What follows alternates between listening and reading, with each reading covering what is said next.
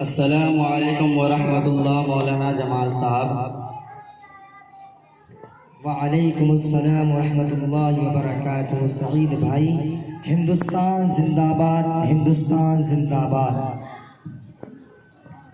مولوی صاحب کیا بات ہے، آج تو آپ خوشی کے مارے غبارے کے طرف پھولے جا رہے ہیں اور ہاتھ میں یہ اونچا سا ڈنڈا ماں ترنگا جھنڈا لے کر کہاں کا ارادہ ہے؟ کیا کسی پروگرام کی رونق بڑھانے یا گھٹانے کو تشریف لے جا رہے ہیں؟ سعید آرے بھائی جان، تعجب کی بات یہ ہے کہ آپ ہندوستان میں رہتے ہوئے بھی لگتا ہے کہ اس کی تاریخ اور انقلابات کی کہانی سے بالکل پیدائشی جاہل نظر آ رہے ہیں، جبکہ بچے کو یہ بات معلوم ہے کہ تاریخ ہند میں 2 دن یعنی 26 جنوری اور 15 اگست کو یادگاری اور تاریخی حیثیت حاصل ہے۔ 15 اگست 1947 عیسوی مطابق 28 رمضان المبارک 1366 ہجری بروز جمعہ کو، اس لیے کہ برسوں کی انگنت اور لاتعداد جان کی قربانیوں کے بعد جب تک کہ گورے اور من کے کالے انگریزوں کے آہنی اور خونی پنجوں سے آزادی کی بہار نصیب ہوئی تھی اور 26 جنوری 1950 عیسوی بروز جمعرات کو اپنا ملکی قانون عمل میں آیا تھا۔ آج کا یہ پروگرام بھی اسی تاریخ یعنی 15 اگست 1947 عیسوی کی ایک روشن دن کی یادگار ہے، جسے منانے کے لیے ہم تشریف لے جا رہے ہیں۔ آپ بھی اس وقت ہمارے ساتھ چلیں اور وطن کی آبرو پر قربان ہونے والے شہیدوں کی روح کو خراج عقیدت اور سلامی پیش کریں۔ مولوی صاحب، میرا موضوع گفتگو الگ ہے، جس کی بنا پر تاریخی معلومات نہیں کے برابر ہے، لیکن دلچسپی ضرور ہے۔ اسی لیے حاضر خدمت ہوا ہوں تاکہ آپ سے یہ معلوم کروں کہ کتنی قربانیوں کے بعد آزادی کا سورج دیکھنے کو ملا اور غلامی کی زندگی سے اہل وطن کو کیسے نجات حاصل ہوئی۔ سعید بھائی تو سنو، آج ہندوستان کی سالگرہ یعنی 15 اگست ہے۔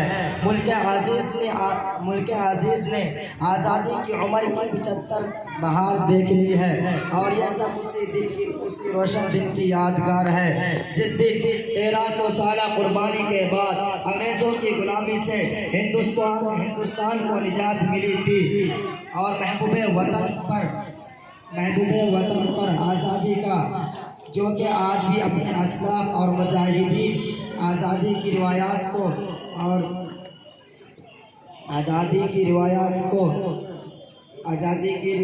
منایا اور شہیدان عقیدت کو پیش کیا جا رہا ہے۔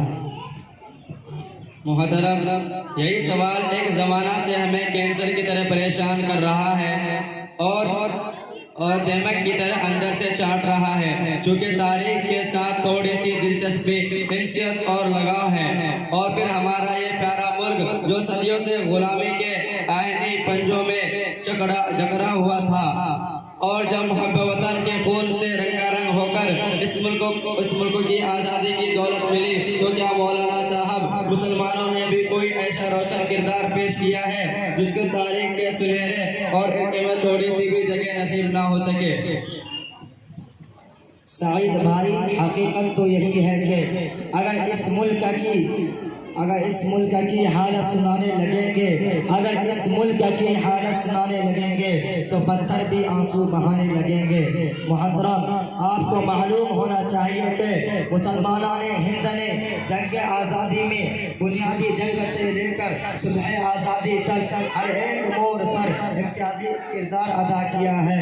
چمن کے ذرے ذرے کو پلایا ہے لہو ہم نے، چمن کے ذرے ذرے کو پلایا ہے لہو ہم نے، پھولوں کی بات کیا کاروں کو بھی نہیں پیاسا نہیں چھوڑا، اور انگریزوں کا اس ملک ملک سے بوریاں بستر سمیٹ کر اور گول کروانے کے بعد ہی سکون و چین کا سانس لینا گوارا کیا۔ ہم نے ہر گوشہ ملک پر اپنا خون نچھاور کر کے آزادی حاصل کی ہے، جس کی ایک ہلکی سی جھلک شاملی کے میدان میں چل کر دیکھی جا سکتی ہے کہ جنگ آزادی لڑنے اور وطن عزیز کے گلے سے غلامی کا توغ اتارنے کی خاطر اس میدان کارزار کے اندر 2 لاکھ صرف مسلمان شریک تھے، ان میں بھی 51,000 علماء کرام شامل تھے، اور یہ آزادی کی لازوال اور پیش قیمت دولت ہمیں ہندوستان میں دان کی بنیاد پر نہیں بلکہ بلیدان کی بنیاد پر ملی ہے۔ مولانا صاحب، آپ نے تو واقعی دودھ کا دودھ اور پانی کا پانی کر کے رکھ دیا۔ خیر نصیحت حاصل کرنے کے لیے اتنا ہی کم نہیں بلکہ بہت ہے۔ عقل مندوں کے لیے تو اشارہ ہی کافی ہوا کرتا ہے، اگر صبح کا بولا شام کو گھر آ جائے تو اسے بولا نہیں کہتے۔ بہرحال آپ کی لچے دار باتوں اور دلسکن تقریروں سے ہماری معلومات میں اچھا خاصا اضافہ ہوا۔ شکریہ ادا کرنے کے لیے ہمارے لطف کی دنیا میں الفاظ ہی نہیں مل رہے ہیں، اگر مل جائیں گے تو شکریہ ادا کر دیا جائے گا۔ فی الحال ادارے کھاتے میں رہا۔ اچھا، اب آپ سے رخصتی کی اجازت چاہتا ہوں۔ السلام علیکم ورحمۃ اللہ وبرکاتہ۔ وعلیکم السلام ورحمۃ اللہ وبرکاتہ۔